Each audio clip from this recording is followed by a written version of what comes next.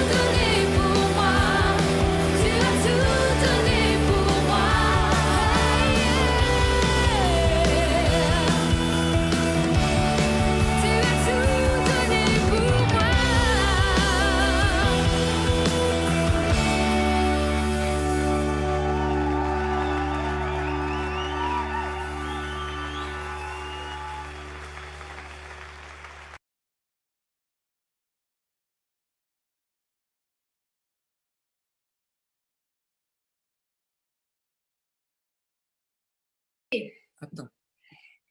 Ah, on ne m'entend pas. C'est bon? Là, normalement, on t'entend. Est-ce que là, vous m'entendez? On peut remettre les micros un petit peu. Voilà, hein? Vous m'entendez, moi? Oui. Oui, c'est tout bon. Bah, fallait être là, hein? C'était là. Il y a de la fatigue dans l'air, hein? Oui, ça y est, t'as entendu. Alors, attends, on va juste mettre là. Ouais, alors il y a un pouce là, c'est bon, c'est qu'on m'entend, super. Cool. Alors, ce que je vous propose, c'est que maintenant, les enfants, vous allez pouvoir soit aller jouer, soit faire ce qui est prévu pour chacun de vous. Mais avant ça, est-ce qu'il y a un enfant qui aimerait demander à Jésus de rester avec les adultes, puis qu'on passe un bon temps tous ensemble? Il y a un enfant qui aimerait ça? Isaiah? Alors, viens avec moi. Tu peux le faire avec moi. Tu veux répéter après moi? C'est moi, puis toi, tu dis Amen. Ouais, on dit comment? On dit Amen, ouais, on fait Jésus, Amen. Puis au milieu, on peut dire que les adultes, ils aient un bon temps avec toi. Cool. Et est-ce qu'il y a un adulte qui veut prier pour que les enfants aient un bon temps? Attends. Oh, ah bah, il y a les adultes qui sont plus timides que les enfants. Ouais. Moi, je veux pas. Toi, tu veux pas. Sandrine, on t'entend. On m'entend pas? Ah, on n'entend pas. On m'entend pas? Ok, est-ce que... Nickel. Michael, il va avec les enfants pour te prier. On m'entend pas? Merci Dieu pour les enfants, pour la vie que tu leur donnes. Je prie de bénir chacun d'eux, et Michael aussi, qu'il soit rempli de ton esprit ce matin. Amen. Super. Amen. Alors, Soyez bénis, les enfants. vous pouvez... Alors, vous avez le droit, si vous voulez rester particulièrement chez les Mahonnais, il n'y a pas de souci, mais vous avez aussi le droit d'aller jouer, si vous voulez. Tu veux aller jouer? Je sais pas. Jusqu'en haut. Du coup, voilà. On m'entend? Ouais, Martine, est-ce que tu es là? Je t'entends très bien. Non, on ne les entend pas. On ne vous entend pas pourtant. Moi, je t'entends très bien. Non. Voilà. Alors, est-ce que Martine, Sandrine, vous arrivez parler un petit coup, voir si on vous entend? Vous m'entendez? Moi, je vous entends très bien. Ok, super. Vous nous Moi avez aussi. entendu tout ce qu'on a dit juste avant? C'est Ouais, bon? c'était bon. C'est bon. Les petits, voilà, c'est tout bon. Super. Alors, on va entrer dans le vif du sujet. Moi, je suis trop contente de pouvoir vivre ça aujourd'hui. Je rêvais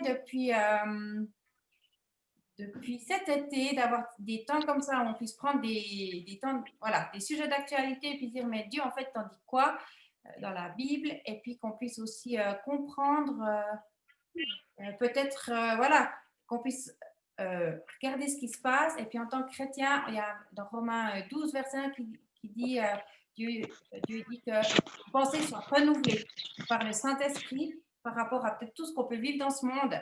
Dieu veut aussi renouveler nos pensées pour qu'on puisse rester dans la logique aussi du royaume de Dieu.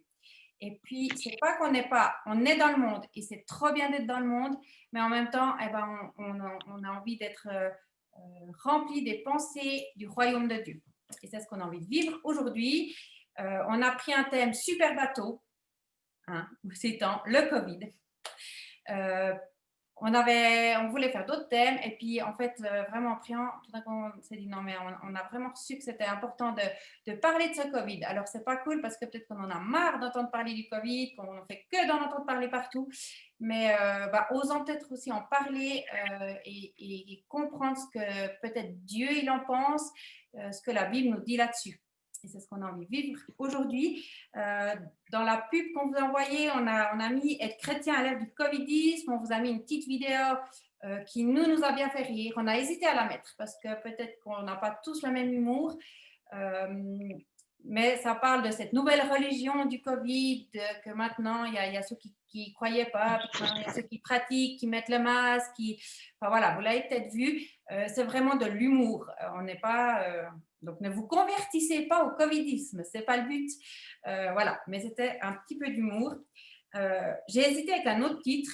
Le message, c'est Covid Attacks. Ça me faisait penser à Mars Attacks. C'est un film, en fait, que j'ai jamais vu, mais le nom m'est revenu quand je cherchais un peu des titres pour le message. Mais c'est le Mars Attacks, c'est un film de 1996, donc je suis peut-être pas la seule à ne pas l'avoir vu, de Tim Burton. Et puis, j'ai regardé un petit extrait ce matin, et puis franchement, si on met, au lieu de Mars Attack, puis les Martiens arrivent, on met le Covid Attack, puis le virus du Covid Attack, franchement, ça le fait. Je vous enverrai sûrement en lien la vidéo. Je ne voulais pas prendre trop de temps pour ça, mais vous pourrez essayer, c'est assez rigolo. Voilà, pour la petite introduction. Ce que je vous propose aujourd'hui, ce que j'ai l'impression que c'était important qu'on puisse voir, c'est peut-être 3 points. D'abord, c'est de se dire, mais qu'est-ce qui se passe maintenant? Et ce qu'on entend aussi dans nos discussions, en fait, quelle est l'image de Dieu que ça nous renvoie? Et surtout, quelles sont les fausses images de Dieu que ça nous renvoie? Donc ça, ce sera un premier point. Et puis ensuite, c'est voir aussi ce que ce Covid, ce tout mini petit virus a réussi à ébranler dans notre société et chez les gens. Et puis, un petit point après, de se dire, mais du coup, en tant que chrétien, comment on peut vivre ça et voilà, un peu réfléchir à ça. Et dans le but, c'est temps, alors oui, il y aura un bon temps d'enseignement, on va essayer de comprendre des choses, je vais beaucoup parler, encore une fois. Non, mais on va parler, on va essayer de comprendre des choses, mais on va aussi à la fin pouvoir essayer que ce soit quelque chose de pratique pour nous et se laisser transformer nous-mêmes par Dieu aussi. Ceux qui ont envie, en tout cas, on va proposer une démarche comme ça. Juste vous dire que c'est moi qui parle, mais c'est vraiment, en fait, on a préparé ça avec Jean-Pascal, on l'a préparé en allant marcher dans la forêt jeudi. Et puis, bah voilà, d'abord, on voulait parler les deux. Il parlait un petit coup, mais c'est du coup plus moi qui vais parler ce matin. Mais c'était cool aussi de faire ça à deux, de réfléchir. Et moi, j'ai été, ça m'a fait trop du bien de prendre la Bible et de dire, mais en fait, Dieu, t'en penses quoi? Enfin, qu'est-ce qui se passe maintenant? Et Seigneur, t'en penses quoi de ça? Donc, j'espère que vous aurez autant de plaisir et de révélation que moi. Pour commencer avec ces images de Dieu, moi, j'entends 3, j'ai envie de dire, un peu fausses images de Dieu qui reviennent dans les discussions que j'ai un peu avec les gens ces temps. Ces dernières semaines, j'ai entendu une première image que j'ai envie de prendre.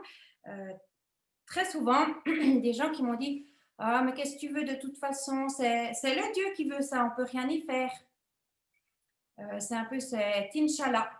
Et d'ailleurs, je pense que cette façon de voir vient un peu plus peut-être de toutes les cultures musulmanes. Alors, vous en faites pas, on va aller voir la culture chrétienne, ce qu'elle nous a apporté aussi. Mais il y a peut-être, c'est peut-être plus fortement dans la culture musulmane que j'entends ce côté, mais de toute façon, Dieu y fait. On ne peut rien y faire, c'est comme ça. Si Dieu le veut, ça s'arrêtera. Si Dieu le veut, ça continuera. Et de toute façon, quelque part derrière, je suis un pauvre pantin. Enfin, on est les pantins de Dieu. C'est lui qui décide. Et quoi que je dise ou fasse, ça ne va rien changer. Et voilà, ça c'est quelque chose qui est assez présent. Voilà. Je vais vous parler de la deuxième.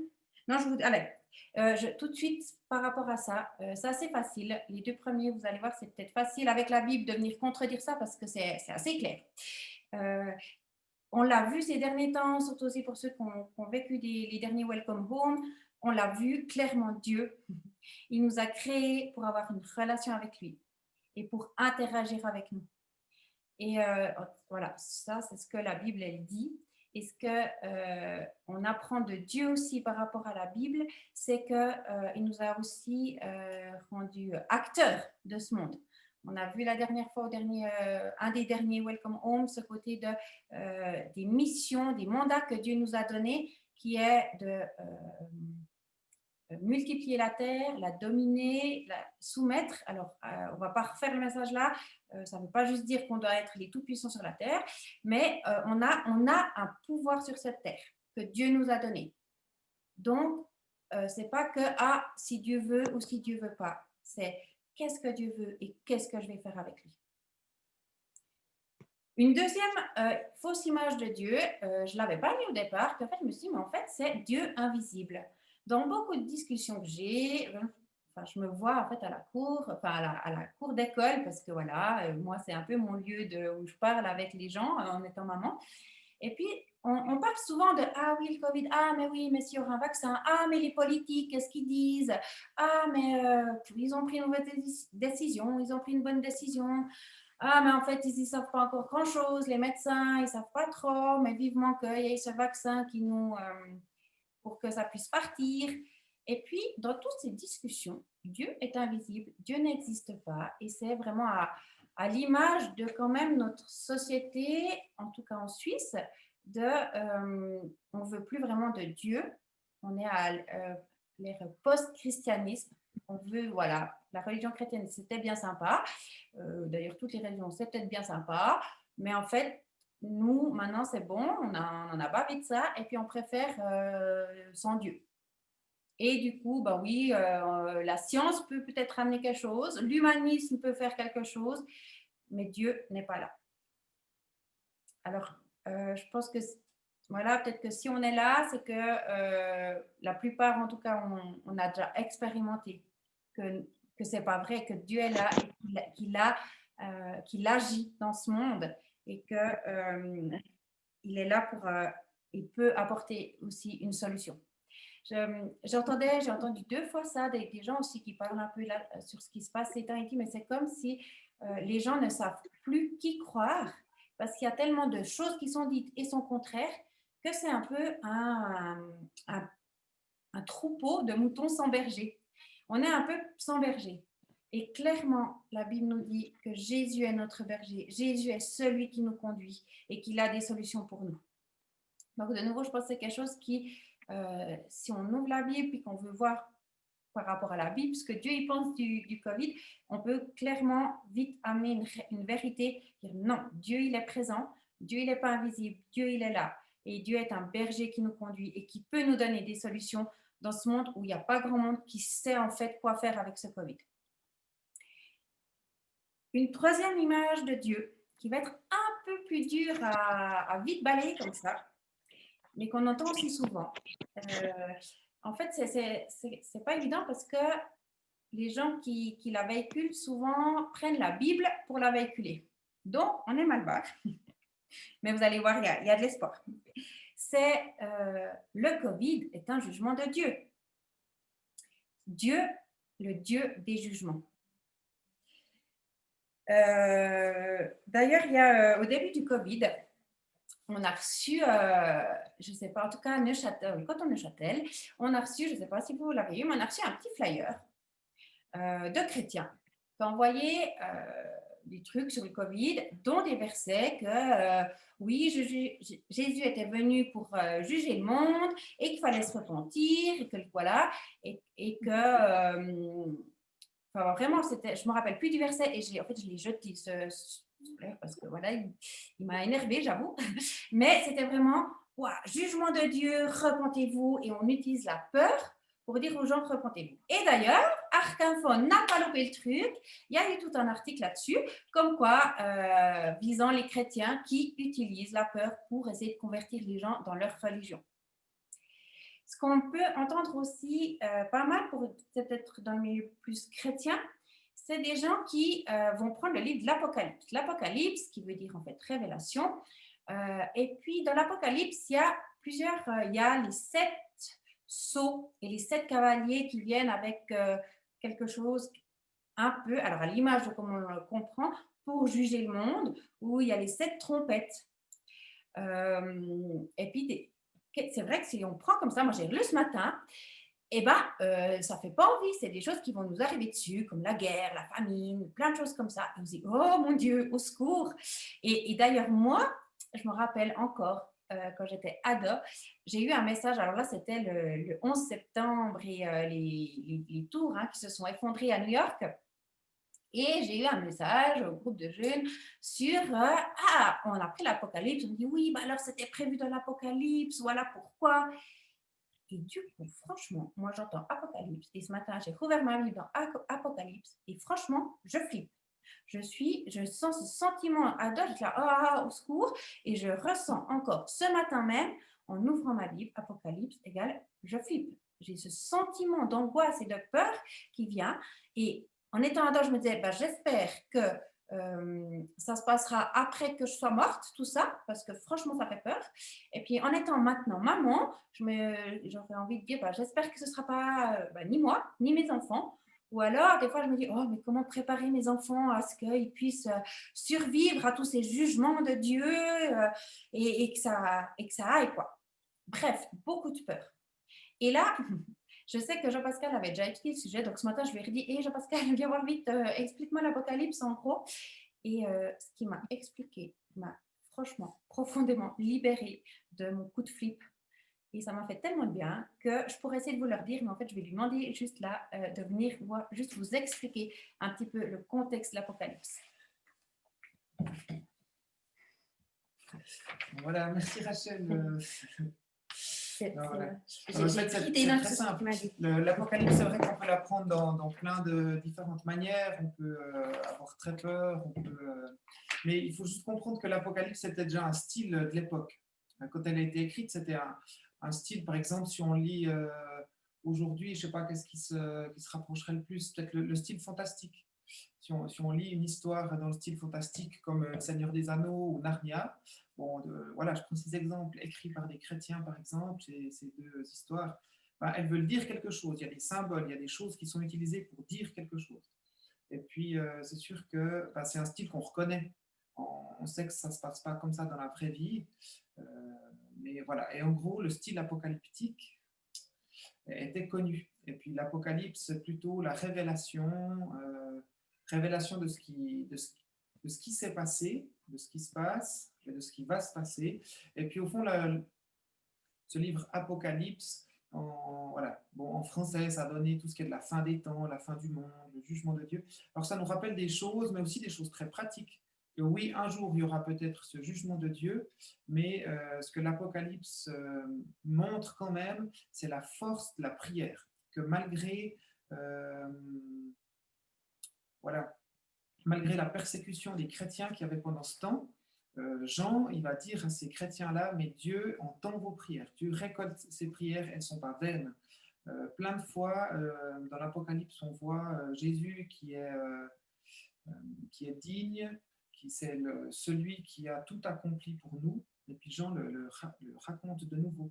Et puis, on voit ce Dieu qui est au-dessus de tout. Je crois que c'est toutes ces choses-là qu'il faut retenir sur toute l'Apocalypse, que Dieu tient tout dans sa main. Et puis, ça a été écrit surtout pour des chrétiens persécutés, pour vraiment se rendre compte. Et c'était au temps de l'Empire romain où Jean ne pouvait pas dénoncer l'Empire romain. Alors, il a choisi ce nom de Babylone, etc., pour parler de Rome, pour parler de tout l'Empire romain, et pour dire que même si l'Empire romain a toute la puissance militaire, la puissance politique et domine le monde, Dieu est au-dessus. Et puis Dieu va conduire toute chose, toute l'histoire du monde tient dans ses mains. Voilà, c'est ce que l'Apocalypse aussi veut dire. Je prends la feuille. Ah. Super, merci Jean-Pascal. Je trouvais, moi, je ne sais pas vous, mais moi, d'entendre te dire, mais voilà. Alors oui, bien sûr qu'on peut se dire, oui, alors peut-être que le Covid, c'est tel et tel machin, mais je pense qu'en fait, qu'on perd beaucoup de choses pour un truc qui n'est pas forcément juste, et c'est nous amener beaucoup de peur, alors que le message général de l'Apocalypse, c'est pas ça, c'est Dieu prend soin de vous au milieu de tout ce qui se passe. Donc, le Covid, qu'est-ce qu'on s'en fout, désolé, mais qu'est-ce que c'est? Tant pis, quoi qu'il se passe, quoi que ce soit, ce qui compte, c'est que Dieu, là-dedans, nous dit, je suis avec vous, je continue d'être avec vous, et que tout ce qui vous opprime, je suis plus fort que ça. Eh bien, moi, franchement, C'est vachement plus libérateur plutôt que de penser à ces jugements de Dieu qui vont venir sur moi et est-ce que je vais y échapper ou pas. Donc voilà, je trouve que c'est quand même intéressant. On pourrait, et ce serait intéressant de voir aller plus profondément sur l'Apocalypse, d'avoir une fois peut-être un enseignement ou des enseignements sur l'Apocalypse. Mais voilà, on vous laisse déjà ça parce que c'est déjà, je trouve, libérateur par rapport à cette image du Dieu qui juge. Maintenant, par rapport au jugement dans la Bible, oui, Dieu est présenté dans la Bible comme un juge. Oui, Dieu est présenté comme quelqu'un qui amène des jugements. Notamment, alors c'est vrai, dans l'Ancien Testament, on peut le voir assez souvent. J'aimerais, par exemple, vous parler de l'histoire de la déportation. Il y a eu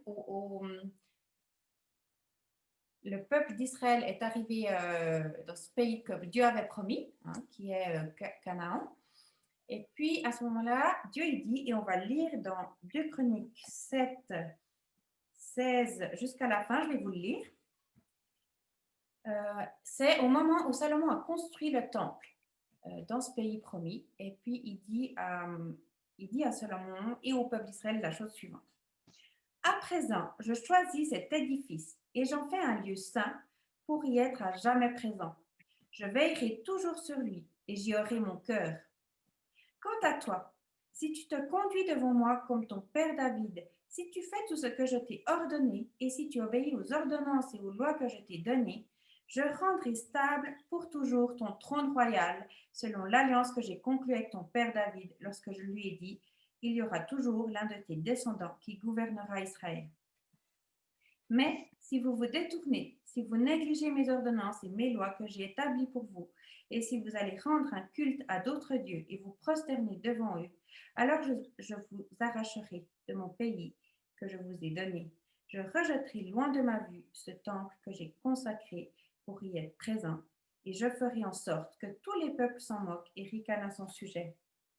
Et ce temple qui aurait été si glorieux pour tous ceux qui passeront à proximité seront consternés et s'exclameront « Pourquoi l'Éternel a-t-il traité ainsi ce pays et ce temple ?» Et l'on répondra « C'est parce qu'ils ont abandonné l'Éternel, le Dieu de leurs ancêtres, et qui les avait fait sortir d'Égypte. Parce qu'ils se sont attachés à d'autres dieux, qu'ils se sont prosternés devant eux et les ont adorés. Voilà pourquoi il leur a infligé tout ce malheur. » Là, on voit plusieurs choses. Déjà, première chose, c'est que Dieu, il y a ce temple qui a été créé, il y a eu, vous pouvez lire 2 Chroniques 7, je trouve trop bien. C'est vraiment super. Les Israélites voient la gloire de Dieu et ils se disent « Waouh, l'amour de Dieu, il est trop beau, trop bon. Dieu est un Dieu d'amour. » C'est super intéressant, ça, début de 2 Chroniques 7. Et ensuite, ils font la fête. Trop bien. On parlait au dernier Welcome Home avec dimanche passé, plutôt les jeunes, là, des cocktails, qu'on pourrait se faire des soirées cocktails. Donc là, c'était cocktail, fête. Non, ils faisaient la fête. C'était pas, ils se saoulaient, mais ils faisaient la fête. Trop cool avec Dieu. Et ensuite, Dieu se manifeste. Après ce temps de fête, tout ça, Dieu, il se manifeste, il vient parler. Et première chose qu'il dit, déjà, c'est si on continue comme ça, il y a des bonnes choses pour vous. Et là, ça me fait rappeler dans Genèse, Dieu a créé le monde, il a dit « Mangez, mangez de tout !» C'est la première chose qu'il dit.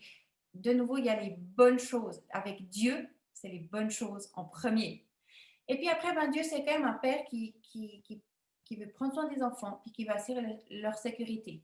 Dans Genèse, il va dire « Mais si tu vas manger de cet arbre, eh ben, ça va moins bien se passer pour toi. » Et là, il dit aussi « Mais si vous vous détournez de moi, si vous coupez en fait cette relation de pourquoi vous avez été créé, si vous allez voir d'autres dieux, eh ben c'est dangereux.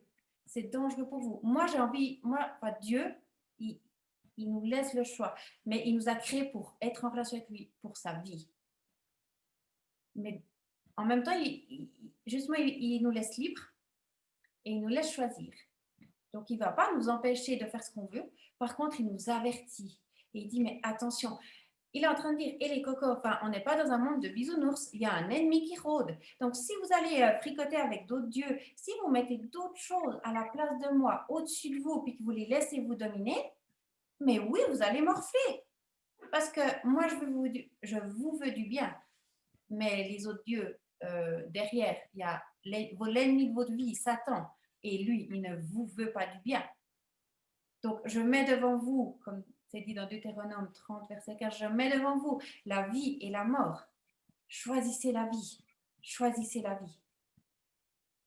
Donc, ce Dieu, il est là et enfin, il nous donne des bonnes choses et en même temps, il nous prévient. Il veut assurer notre sécurité. Et en même temps, qu'est-ce qui s'est passé? Voilà, le peuple d'Israël a suivi d'autres dieux et effectivement, ils se sont fait à un moment donné déporter de leur pays. Ils sont allés à Babylone. Ils ont été à Babylone.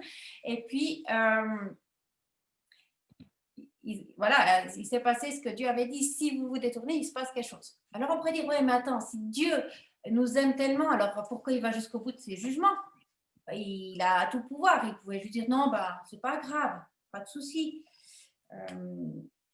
Pourquoi il a permis la déportation? Ou alors, pourquoi il permet... Il y a une histoire dans la Bible où Dieu a envoyé la peste. Quand David était roi, il a envoyé la peste. Donc, ce n'était pas le Covid, mais il a envoyé la peste et ça a tué du monde. Mais pourquoi Dieu, il envoie ça? Ce qui est assez intéressant, c'est que cette même histoire, dans 2 Samuel, c'est écrit que c'est Dieu qui a envoyé la peste. Et dans 2 Chroniques, non, 1 Chronique, c'est écrit que c'est Satan qui a envoyé la peste. Donc, même dans la Bible, des fois on se dit, est-ce que c'est Dieu qui envoie le malheur? J'ai envie de dire, même dans la Bible, des fois c'est dit que c'est Dieu, clairement. Dieu fait des choses. Et puis en même temps, pour une même histoire, on dit que c'est Dieu, puis après on dit que c'est Satan. Donc, j'ai envie de dire, même la Bible nous laisse un peu le doute. Mais je pense que quelque part, on peut rester sur le pourquoi ou qu'est-ce qui se passe derrière. Et puis, d'essayer de comprendre d'où ça vient, pourquoi il y a quelque chose qui nous est arrivé dessus, pourquoi le Covid nous arrive dessus. On peut essayer de se dire, est-ce que c'est parce que c'est un jugement de Dieu? Est-ce qu'on a fait un gros péché? Pouf, on a reçu une maladie? Est-ce que c'est un complot? Il y a plein choses qu'on pourrait expliquer d'une manière ou d'une autre. Je ne vais pas vous donner une réponse super claire aujourd'hui, désolée, mais parce qu'à mon avis, la Bible ne donne pas non plus toujours d'explications super claires. Par contre, ce qu'elle nous dit là-dedans, c'est que des fois, ce n'est pas le pourquoi, qu'est-ce qui se passe, mais pourquoi. Et qu'est-ce que, dans ce qui nous arrive, Dieu veut faire. Et c'est vrai qu'au temps de l'Ancien Testament, je pense que le Covid, on aurait clairement dit, oui, il y a un jugement de Dieu. Voilà, la peste, jugement de Dieu, on parlerait comme ça. Mais après, souvent, et on va le voir tout de suite après, mais les jugements de Dieu étaient amenés là pour permettre au peuple de revenir à lui. Et on voit dans Luc 13, 4, Jésus dit, « Ne vous attardez pas à savoir si la tour est tombée à cause d'un péché, mais vous, repentez-vous, car vous ne savez pas de quoi demain sera fait. » Et je pense que c'est là où j'ai envie de nous amener ce matin, c'est se dire, alors, j'ai essayé de vous donner quelques éléments quand même, jugement de Dieu, est-ce que ça vient de Dieu, est-ce que, voilà, qu'est-ce qui se passe, aussi par rapport à l'Apocalypse. Il n'y a pas de réponse complètement claire. Et même en préparant, on ne peut pas dire non, ce n'est pas un jugement de Dieu, ou oui, c'est un jugement de Dieu, je pense. On peut avoir des avis même différents. Mais ce que moi, j'avais l'impression que là-dedans, ce qui est important et qui, en fait, là où il y a quelque chose à contrer, c'est que Dieu est ce Dieu de jugement dans le sens où on l'entend dans notre société maintenant. Parce qu'on vient d'une société où justement on a dit Dieu juge. Mais pourquoi il juge? C'est ce Dieu tout-puissant qui regarde en haut et qui juge et limite qui regarde les gens souffrir avec plaisir. Et ça, c'est une fausse image de Dieu. Et ça, je pense que notre histoire, nous spécialement Suisses, Européens, avec une culture chrétienne, on a cette image, jugement est égal punition de Dieu. Est égal le Dieu sévère qui nous juge et qui nous punit. Et c'est d'ailleurs pour ça que, franchement, la religion n'en veut plus. Parce que se faire punir et puis d'avoir un Dieu qui nous regarde de haut puis qui est sévère, on n'en veut plus et on a raison. Parce qu'en fait, c'est une fausse image de Dieu. Alors, dans l'époque dans laquelle nous vivons, je ne dirais pas que le Covid est un jugement de Dieu. Peut-être que c'est un stop de Dieu, par contre. Peut-être que le stop est plus, on va le comprendre avec moins de préjugés derrière. Et oui, peut-être que c'est un stop de Dieu. En préparant ce temps, j'ai dit, Seigneur, donne-moi une histoire. Alors, je vous en ai déjà un peu parlé, mais quelle histoire dans la Bible on peut prendre pour avoir ton regard? Et je pensais vraiment, alors, cette histoire de la déportation du peuple d'Israël, et j'ai pensé à Jérémie. À Jérémie qui a été prophète dans ce temps de déportation, enfin, avant qu'Israël soit déporté. Jérémie, il a dit aux gens, mais repentez-vous, détournez-vous de vos mauvaises voies. Parce que oui, il y a quelque chose qui va tomber. Si vous continuez comme ça, ben oui. Alors, moi j'ai envie de dire aussi, Dieu ne pourra plus rien faire. Enfin, simplement les conséquences, vous allez être déporté. Ou alors Dieu va vous déporter. On peut avoir, je pense, les deux façons de voir. Il va y avoir de toute façon un stop que Dieu va permettre ou que Dieu va donner. Là aussi, on peut, je pense, Dieu permet ou Dieu donne. C'est pas très important. Mais oui, il y a quelque chose. Mais là-dedans, Jérémie a écrit, alors il était en prison parce que les gens ne l'ont pas cru dans son message et il n'en pouvait plus. En même temps, du coup, ce qu'il a annoncé est arrivé. Donc, il est dans sa ville complètement dépeuplée, où il n'y a plus personne, où c'est la ruine, c'est la misère. Lui, il est en prison parce que il avait annoncé ce qui allait arriver, mais en plus, on ne l'a pas cru. Donc, je veux dire, le gars, il est au bout de sa vie. Rien ne va plus. Et je vous propose de lire dans Lamentation 3, parce que franchement, là, ça va aller à l'encontre de cette fausse image qu'on a de Dieu sévère, qui punit et qui juge. Et je regarde juste mes notes, si j'ai mis, non, j'ai pas mis, mais oui, on va lire à partir de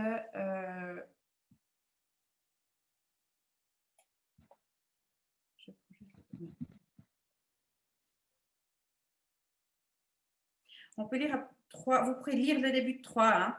On peut lire à partir de 3,14. C'est un peu au milieu de ce que Jérémie dit d'ailleurs contre Dieu. Je suis devenue la risée de tout mon peuple et le sujet de ses chansons à longueur de journée. Il m'a gavé d'herbe amère, il m'a abreuvé d'absinthe, il m'a brisé les dents sur du gravier, il m'a couvert de cendres. Tu m'as banni loin de la paix, je ne sais plus quel goût a le bonheur. Alors j'ai dit, c'est fini de tout mon avenir, je n'espère plus rien de l'Éternel. Dans une situation difficile, Jérémie Léonard, alors que c'était quand même un prophète qui avait une super relation avec Dieu parce qu'il entendait lui parler, il parlait, mais il arrive à dire « Je n'espère plus rien de Dieu ». Mais il n'espère plus rien de Dieu, mais ce qu'il fait juste après, dans le verset suivant, il se tourne quand même vers Dieu. Comme quoi, peut-être quelque part, il s'est dit « Ah, mais peut-être il y a encore un espoir ». Il dit « Oh, souviens-toi de mon humiliation et de ma vie errante, du poison, de l'absinthe dont je suis abreuvée. Sans cesse, je m'en souviens et j'en suis abattue. Mais voici la pensée que je me rappelle à moi-même. » Donc, il est abattu et tout d'un coup, changement. Mais voici la pensée que je me rappelle à moi-même, la raison pour laquelle j'aurai de l'espérance. En quelques versets, il se contredit. Il est dans son âme. Il est au départ, il dit, ça va plus, il n'y a plus rien, je peux plus espérer de l'Éternel. Et puis, il y a ses émotions qui lui disent, ça va plus. Et puis, il pense que ça va plus et c'est terrible. Et quand même, tout d'un coup, il dit, ok, je vais pas écouter que mon âme, je vais me tourner vers Dieu. Et il dit, au secours Dieu. Il dit pas grand-chose, mais il dit, au secours Dieu. Et ça donne une ouverture pour Dieu de venir dans son esprit dire une autre vérité. Et cette vérité, écoutons-la, elle est trop belle pour nous aussi. La raison pour laquelle j'aurai de l'espérance, non, les bontés de l'Éternel ne sont pas à leur terme et ses tendresses ne sont pas épuisées.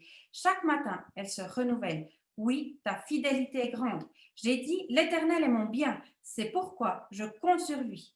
L'Éternel est plein de bonté pour ceux qui ont confiance en lui, pour ceux qui se tournent vers lui.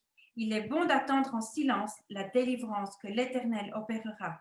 C'est une bonne chose pour l'homme de porter le joug dans sa jeunesse, qu'il se tienne à l'écart et garde le silence quand l'Éternel le lui impose, et qu'il s'incline le visage à la poussière. Peut-être y a-t-il un espoir. Qu'il présente la joue à celui qui le frappe, qu'il se rassasie de mépris. Car le Seigneur ne le rejettera pas pour toujours, mais s'il afflige, il aura aussi compassion selon son grand amour. Ce n'est pas par plaisir qu'il humilie et qu'il afflige les humains. Et je m'arrête là. Vous pouvez lire si vous voulez la suite après. C'est pas par plaisir que Dieu humilie. Et souvent, alors peut-être qu'on peut parler du jugement de Dieu, peut-être qu'on peut parler du stop de Dieu, peut-être que ce Covid, et on va aussi quand même en parler encore un peu plus après, c'est un moyen de dire, de Dieu de dire, et stop là, vous vous perdez, attention. Mais si c'est ce moyen-là que Dieu a, et si Dieu dit des fois stop, c'est pas pour nous humilier, c'est pas pour nous mettre à terre. Et il ne le fait pas avec plaisir, mais c'est au contraire pour dire mais stop, je vous arrête parce que vous tout seul, vous n'y arrivez pas à vous arrêter. Je vous arrête. Revenez à moi. Revenez à moi. Et autant on peut parler de jugement de Dieu, ok, mais n'oublions pas de parler de la compassion de Dieu, parce qu'avec jugement de Dieu, et le texte nous le dit, il y a la compassion de Dieu. Et dans tout ce qui se passe, Jésus, dans tout jugement ou tout stop que Dieu peut apporter, Jésus va amener une porte de sortie. Et le plus grand exemple qu'on a, c'est Jésus qui meurt à la croix sur nous. Alors, pour nous, pas sur nous. Jésus, il est mort à la croix pour nous. Donc oui, Dieu est un juge. Dieu est un Dieu de justice. Et ça fait du bien de le savoir. C'est une bonne nouvelle parce qu'il ne laisse pas le mal impuni. Et ça, c'est une bonne nouvelle. Et oui, Dieu est un Dieu protecteur parce qu'il nous avertit et qu'il nous dit faites attention et que même peut-être des fois, il met des barrières pour qu'on ne se perde pas trop loin. Et ça, c'est une bonne nouvelle. Et oui, en même temps que Dieu est juste, Dieu est plein de grâce et il a fait venir son Fils sur la terre pour mourir et prendre. Jésus a pris sur lui le jugement de Dieu à notre place. Pour que nous, on puisse être avec Dieu, pardonnés et qu'on puisse vivre dans sa liberté. Donc, dans chaque chose où peut-être Dieu nous stoppe, et peut-être que oui, ce Covid, à un moment donné, il y a un stop, ça va trop loin, mais il y a une porte de sortie. Et dans ce que nous vivons ces temps, il y a une porte de sortie, parce que Jésus, il a payé le prix. Et Jésus, il a amené la vie. Là où il y a la mort, il amène la vie. Là où il y a le désespoir, il amène l'espérance. Et Dieu dit, les bontés de l'Éternel ne sont pas épuisées. Et dans ce monde où on voit que notre santé, le côté santé, c'est la cata. Il y a bien le côté économique, c'est en train de s'écrouler. Et on pourrait continuer parce qu'il y a des conséquences là qui vont se passer, qu'on peut voir arriver. On se dit, mais catastrophe avec ce Covid. Mais à chaque moment, la vérité, c'est que les bontés de l'Éternel ne sont pas épuisées. Et ces bénédictions ne sont pas à la fin. Et elles sont là encore et encore. Et Dieu veut, dans ce temps difficile, nous rappeler que, alors que peut-être il y a ce côté de repentance, il y a ce côté Seigneur, pardon, je me suis, peut-être qu'on est allé trop loin, mais je reviens à toi. Et on peut y arriver, c'est 1 minute, c'est pas long, la porte elle est ouverte et c'est pour maintenant. Seigneur, pardon, je reviens vers toi. Et Seigneur, je reçois ce que tu vas décider de m'offrir.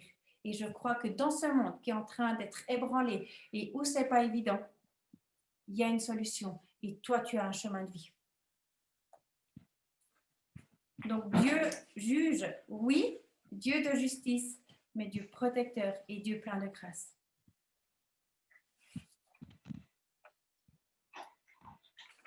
Ça, c'est un peu pour les images de Dieu. C'était la partie la plus longue. Mais j'ai juste envie de se dire, alors, quand on regarde un peu, mais oui, mais alors qu'est-ce qui est ébranlé par rapport à ce Covid? Et moi, quand on parlait avec Jean-Pascal, il y a 3 choses qui nous sont venues. J'ai envie de dire, il y a, si on regarde un peu ce qui se passe, le Covid arrive et bam, le socle de notre toute-puissance s'écroule. Alors qu'on est, en tout cas en Suisse, dans une période où on a fait d'énormes progrès au niveau santé. On sait guérir quand même tellement de choses. franchement, on va de progrès en progrès. Alors qu'on a su faire reculer la mort d'année d'année. Il y a 10 ans, on n'arrivait pas à réanimer la plupart des personnes qu'on réanime maintenant, sans parler du Covid. Donc, la mort, ça devient quelque chose qui est presque plus d'actualité, sauf à Halloween, parce que là, on aime bien se faire peur avec la mort, mais pauvre, quand elle nous arrive dessus, par contre, on se barre, hein, parce qu'au secours, c'est pas cool. Donc, la mort n'a plus trop de pouvoir sur nous. Économiquement parlant, on a plein de choses, on peut avoir tout ce qu'on veut, quand on veut, on est super puissant. Mais Dieu, ce n'est pas ce qu'il nous demande d'être super puissant. Dieu, ce n'est pas ce qu'il nous demande d'être dans cette toute puissance. Parce qu'en fait, il sait que ce n'est pas bon pour nous. Il y a la tour de Babel. À un moment donné, les hommes, on parlait tous la même langue, et puis ils ont voulu construire une tour pour arriver à Dieu. Ils voulaient avoir cette toute puissance. Dieu a fait stop. Ils ont chacun parlé une autre langue, et du coup, ils n'ont plus pu construire parce qu'ils ne se comprenaient pas. Mais parce que Dieu, il sait que cette toute puissance, elle n'est pas bonne pour nous. Comme un enfant, c'est pas bon s'il a tout le pouvoir dans la famille, c'est anxiogène. Parce que qui dit tout puissant dit devoir tout gérer. C'est pas bon de devoir tout gérer. Ça amène beaucoup de stress. Non, la vérité là-dedans, c'est que on n'est pas appelé à être tout puissant. Par contre, on a une autorité que Dieu nous donne. Et je crois que si Dieu il ébranle notre sentiment de toute puissance, c'est parce qu'il veut qu'on puisse rencontrer sa puissance, qui nous sauve, et puis l'autorité que nous recevons en lui. Il veut qu'on puisse lâcher, se retourner vers lui et recevoir sa puissance. Sa puissance, quelque part, elle vient nous sauver, elle vient nous faire du bien et elle nous amène à la vie. Et oui, il nous donne une autorité, comme on l'a déjà vu, mais avec lui, dans cette puissance qui amène la vie. Et pas dans cette puissance destructrice qu'on peut voir quand même dans ce monde, clairement. Et puis, sur ce socle de la toute-puissance, il y a 2 piliers. Il y a le pilier de la sécurité qui s'est fait écrouler, qui s'est écroulé. Sécurité en « je suis malade, c'est bon, de toute façon, il y a les médicaments, il y a les médecins qui peuvent me soigner. » Sécurité parce que... c'est bon, je peux acheter tout ce que je veux. De toute façon, en Suisse, c'est cool parce qu'on est quand même un pays super riche. Donc ouais, alors il y a les pauvres dans d'autres pays, mais je veux dire, nous, notre sécurité, elle est bien. On est quand même dans un bon pays. On n'a pas trop de maladies, on n'a pas trop de trucs qui ne vont pas. Et c'est cool. Et là, tout d'un coup, petit virus, pas grand-chose pour finir. Quand même, si on regarde les chiffres, hein, sans minimiser ce qui se passe. OK? Mais il met à mal toutes nos sécurités. Et je croyais que je pouvais aller à l'hôpital sans problème, qu'on me soignerait. Là, on nous parle qu'ils vont devoir choisir qui c'est qu'ils vont soigner parce qu'il n'y a plus assez de place. Je croyais que mon boulot, c'est bon. Non, enfin, j'ai été indépendant. C'est trop bien parce que je me gère, je gère tout. Je suis super libre. Eh bien non, indépendant, ma sécurité de ce que j'avais construit, c'est la cata. Parce que si j'ai monté ma petite entreprise, c'est temps, c'est la M. Et il y a une histoire nouveau dans la déportation. Les Israélites, alors que leur sécurité, que les prophètes leur ont dit, il va y avoir la guerre et vous n'allez pas gagner. Ils se sont, donc sécurité ébranlée. Qu'est-ce qu'ils ont fait? Ils ont essayé de chercher leur sécurité, dire mais si on va voir avec les Égyptiens, c'est bon, ils vont pouvoir, on va faire alliance avec eux, puis ils vont nous sauver. Dans ce que Dieu leur a dit pour qu'ils reviennent à lui, qu'est-ce qui s'est passé? Ils sont pas revenus à Dieu, ils se sont dit on va aller voir les Égyptiens. Et à quel point dans ce qui se passe maintenant, on est ébranlé dans nos sécurités, mais est-ce qu'on retourne vers Dieu ou est-ce qu'on va voir les Égyptiens? Est-ce qu'on va voir le vaccin? Le vaccin, c'est bon, une fois qu'il y aura le vaccin, ouf, on va être sauvé, tout ira bien. Alors, je ne dis pas que c'est faux forcément le vaccin. Je ne suis pas de ceux qui sont contre les vaccins. Mais, quelle est notre vraie sécurité? Ouais. Il y a un verset que j'aime beaucoup. Proverbe 18:10. L'Éternel est comme un donjon bien fortifié. Le juste y accourt et il y est en sécurité. Et je crois que Dieu veut qu'on puisse lâcher nos fausses sécurités pour trouver la vraie sécurité, celle qui est inébranlable et qu'on puisse découvrir ce royaume qui est inébranlable. Oui, le monde, il s'effondre. Oui, voilà. Mais on vient d'un royaume inébranlable et c'est notre sécurité. Et Dieu est inébranlable et c'est notre sécurité. Et le dernier pilier auquel j'ai pensé, c'est le pilier de nos libertés. On était dans un monde où c'est bon, on va en vacances. On travaille dur, hein, allez, on s'astreint à quelque chose de pas évident. Mais par contre, les vacances, c'est trop bien. On peut partir, toutes les vacances, on part. Et puis, on va à l'autre bout du monde si on veut. Et c'est trop cool. On peut faire tous les loisirs qu'on veut. Il y a plein de choses qui nous sont proposées. Si je ne m'entends pas dans ma famille, de toute façon, voilà, je supporte mes parents, mais j'ai la liberté de partir où je veux, quand je veux.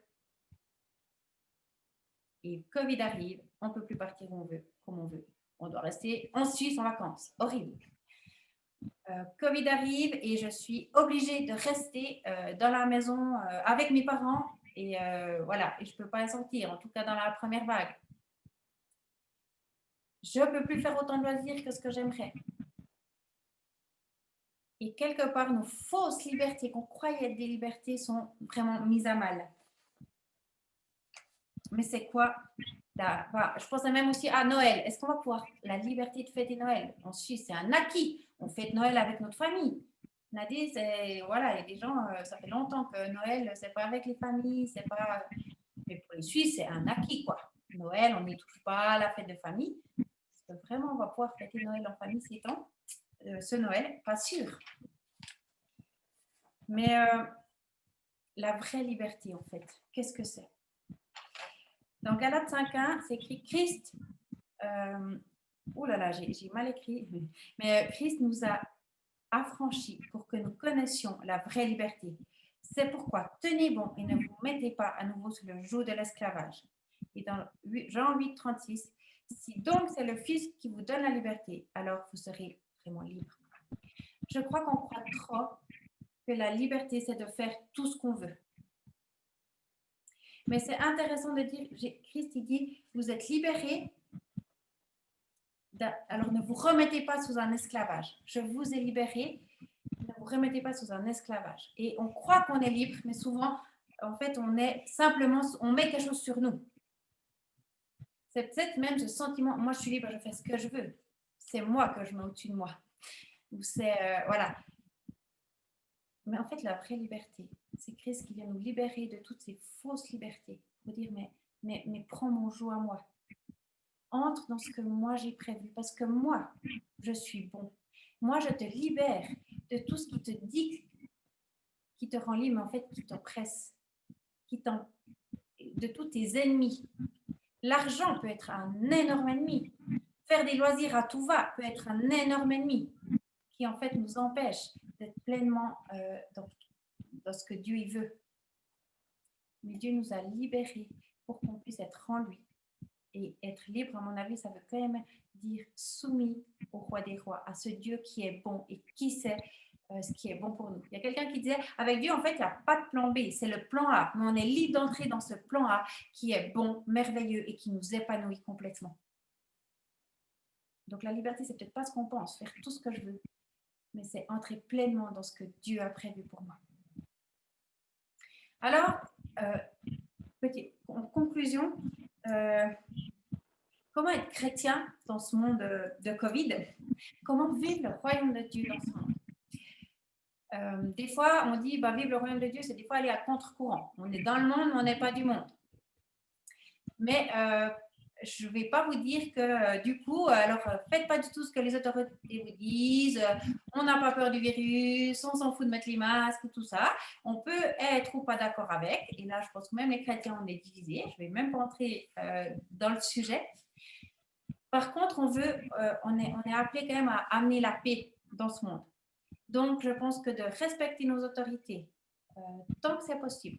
Il y a peut-être un moment donné où ce sera plus possible parce que ce sera aller à l'encontre de ce que Dieu veut, mais de respecter quand même les autorités et d'agir dans la paix, et pas forcément aller à coup de courant contre les autorités, c'est être chrétien. Ensuite, je pense que vivre le royaume de Dieu et voir le royaume de Dieu grandir dans ce monde, ça commence par moi. Ça commence par moi-même, justement. Dans peut-être les stops que Dieu va me mettre personnellement, ça commence de me tourner vers lui. Ça commence par me libérer des fausses images que je peux encore avoir de Dieu et de me réconcilier avec qui il est vraiment. Ça commence sur peut-être me repentir moi sur les endroits de ma toute-puissance, là où j'ai voulu être tout-puissant, sur les fausses libertés que je crois que j'ai mis au-dessus de Jésus, ou sur les fausses sécurités sur lesquelles je me suis appuyée. Et puis de me réaligner sur Jésus, dire Seigneur, non, je reviens à toi. Je reviens vers toi. Et puis, je crois que c'est recevoir sa compassion au milieu de ces temps difficiles, de ces temps peut-être où on est mis à mal. Et c'est dire, ouais, il y a peut-être, Dieu me dit stop dans des moments, mais c'est un stop qui libère. Et c'est un stop qui est accompagné de sa compassion. Et c'est de recevoir sa compassion pour moi-même. C'est aussi de recevoir cet espoir pour moi-même, que dans ce que je vis maintenant, dans la folie de ce que nous vivons maintenant, et dans le stress de ce que on vit maintenant, non, les bontés de Dieu ne sont pas épuisées. Et si nous-mêmes on le vit, je pense qu'après on va pouvoir être témoins autour de nous de cette compassion de Dieu, alors que c'est dur, alors que c'est difficile. On va pouvoir dire aux gens, mais il y a quelqu'un qui s'occupe de vous là-dedans, qui a compassion de vous là-dedans. Et il y a quelqu'un qui veut vous rejoindre là-dedans. Et dans ce qui est difficile, oui, c'est dur ce qu'on vit, mais il y a une espérance. Et l'espérance, elle est là.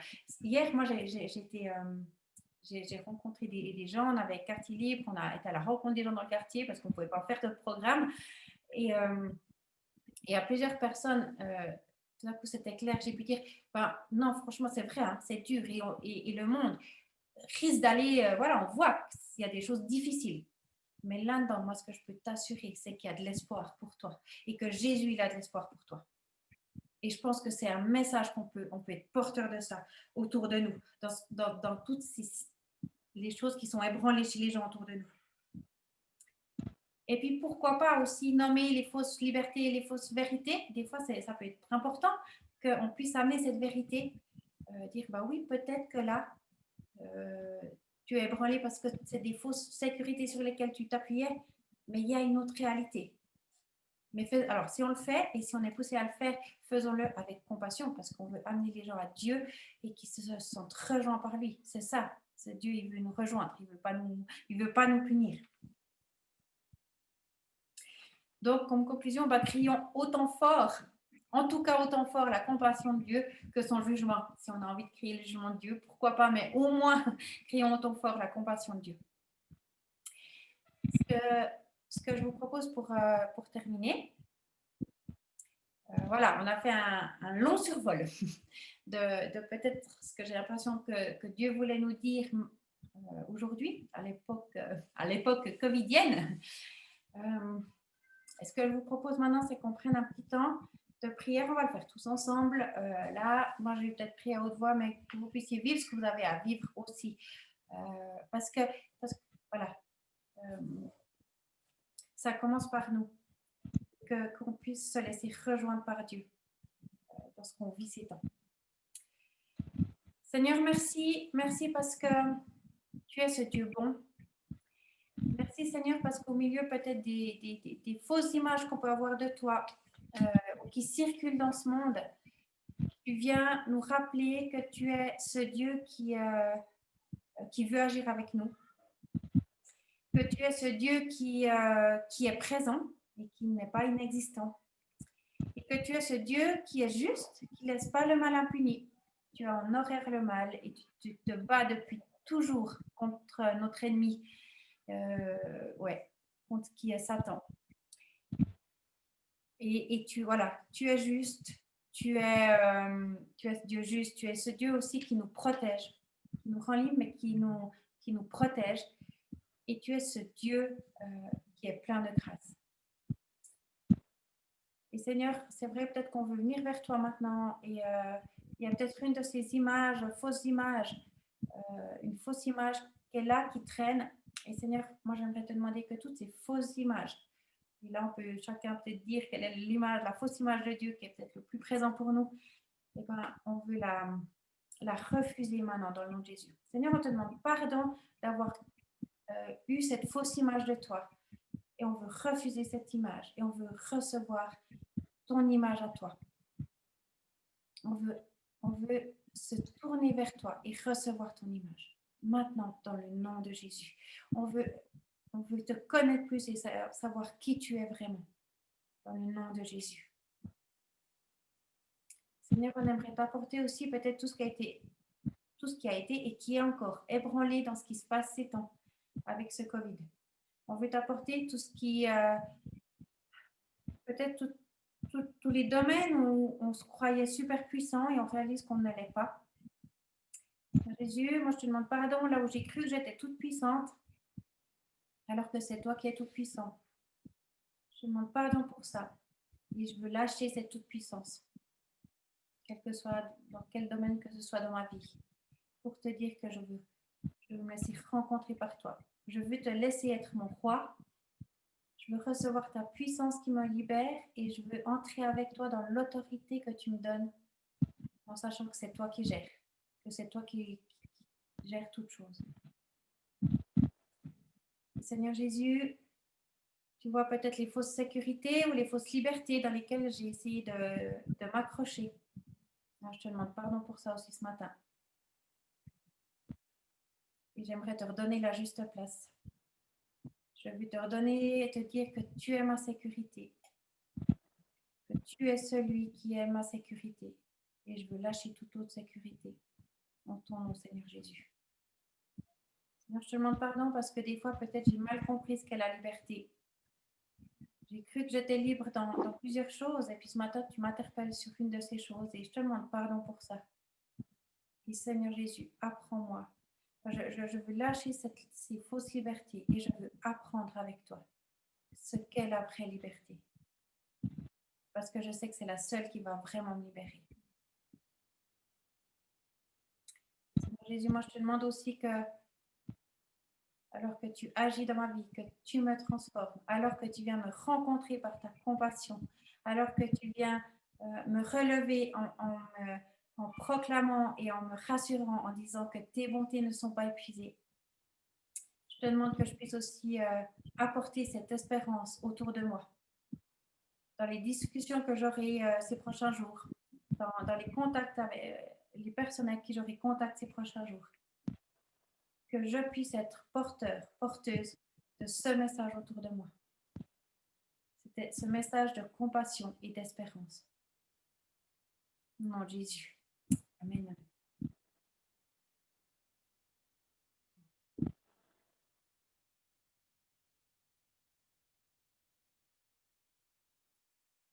Peut-être juste avant qu'on termine, est-ce qu'il y a un petit temps, enfin, on peut ouvrir un petit temps de questions-réponses?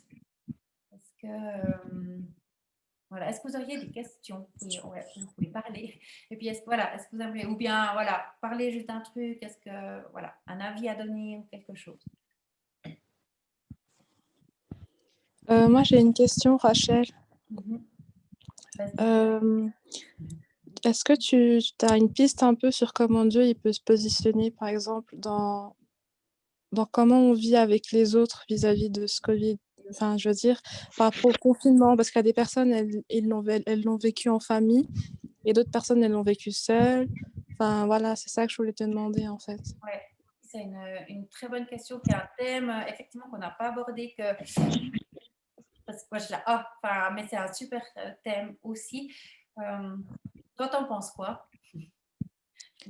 Je sais pas trop comment penser, parce que je sais pas, je pense que Dieu, lui, il aime quand on est ensemble. Et je pense que c'est sa volonté aussi qu'on puisse partager les contextes difficiles ensemble et s'encourager. Mais il y a beaucoup de personnes qui sont seules. Il y a beaucoup de personnes qui n'ont pas vraiment de monde avec qui se décharger et puis vivre ces temps. Et du coup, j'aimerais essayer de comprendre l'espoir que Dieu amène dans ça. Ouais. Je pense à un autre mensonge qu'on peut voir dans ce monde, c'est vrai qu'il y a le mensonge de l'individualisme, hein, qui était présent avant le Covid, et puis qui dit quelque part on est mieux tout seul, puis enfin en gros, hein, et puis on fait tout par tout seul, et puis on est appelé, enfin je veux dire, on n'est plus une société collective, mais on est plutôt chacun pour soi, et puis tant qu'on est heureux, tout va bien. Et du coup, comme tout, quelque part, le Covid et les conséquences du Covid, je pense que comme toute chose, Satan, là où il peut s'engouffrer, il va y aller. Donc là, effectivement, aubaine pour Satan, quelque part, et même dans les solutions qu'on a trouvées à ce souci, c'est-à-dire, on confine tout le monde est seul, trop bien, parce que là, on renforce les gens dans ce rester seul avec vous-même. Donc, ne vous rencontrez plus. Et je pense qu'effectivement, je vois un danger peut-être particulièrement pour la jeunesse d'aujourd'hui, alors que c'est un temps où, quand on est jeune, on vit justement en groupe, où c'est tellement important. Et là, on leur dit, restez tout seul. Trop bien, restez devant vos écrans, amusez-vous, c'est trop cool. Et puis là, il y a un souci, il y a un problème là-dedans derrière qui est faux, parce qu'effectivement, on est appelé à être les uns avec les autres. Et puis, c'est aussi super facile du coup d'être égoïste, parce que de toute façon, je ne peux pas trop aider, quoi. Oui, il y a des gens qui sont seuls, mais je ne peux plus rien faire, quoi. Je ne peux pas faire grand-chose, de toute façon, je suis confinée, ou à moitié confinée, ou de toute façon, il ne faut pas trop de rapprochement, donc voilà.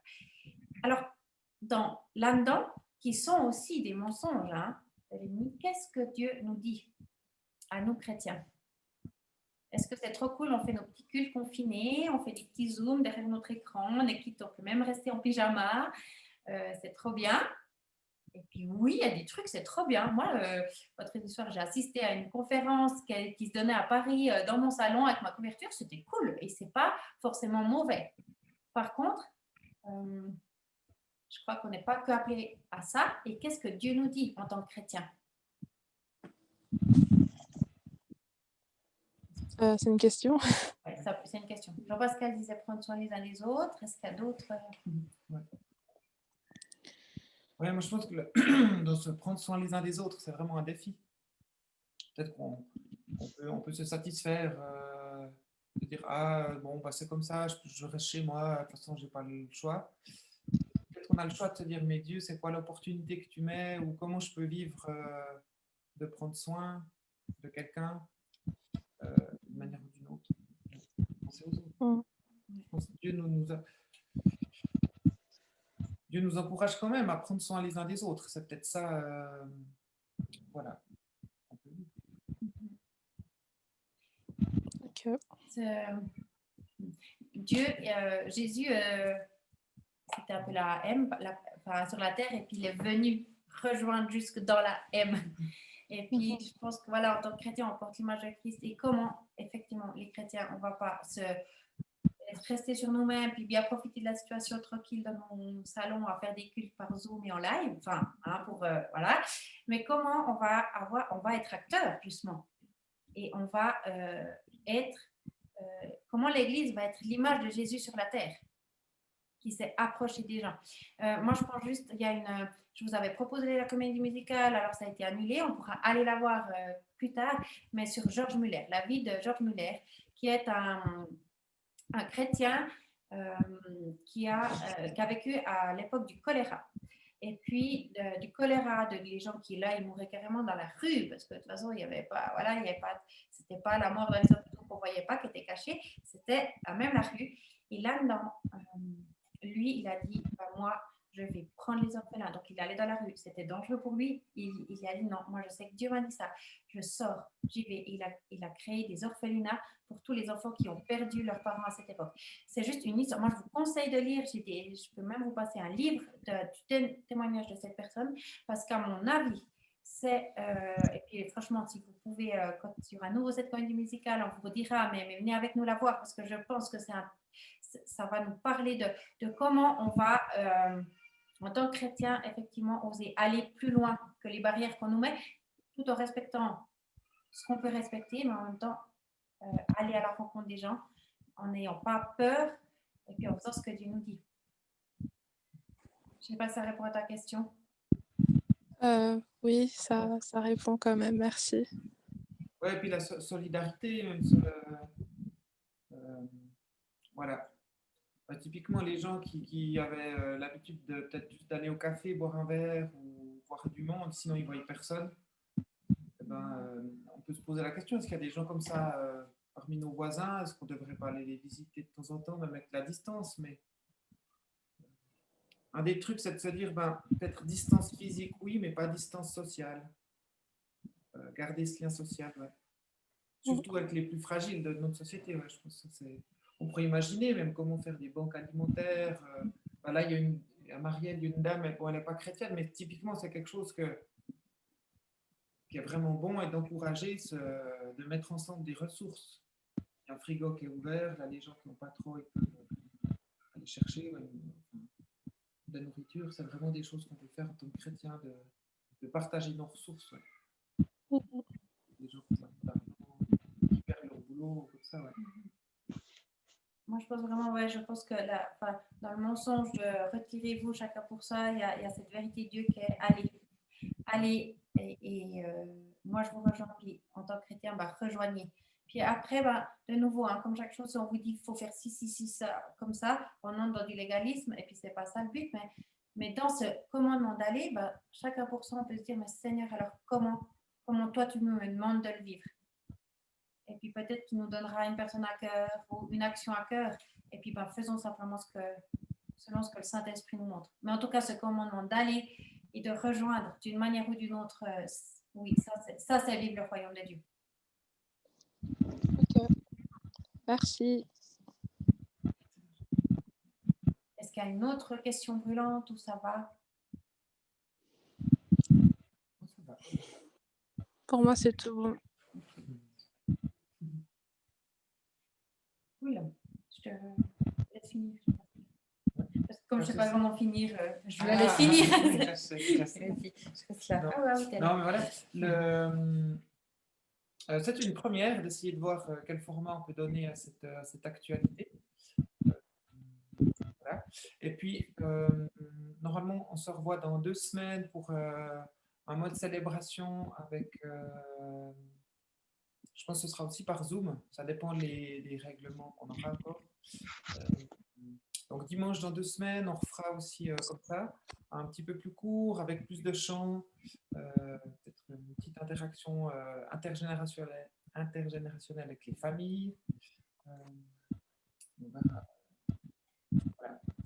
Mais voilà, en tout cas, bon dimanche à tous. Ouais, juste encore, la semaine prochaine, c'est plus les Welcome Home, donc c'est se rencontrer par petits groupes et puis on vous redonne des nouvelles sur comment on va vivre, mais sûrement un peu sur le même modèle. Et puis, Martine, peut-être, voilà. Merci, c'était vachement super sympa. Moi, je vais vous lire quand même une petite chose.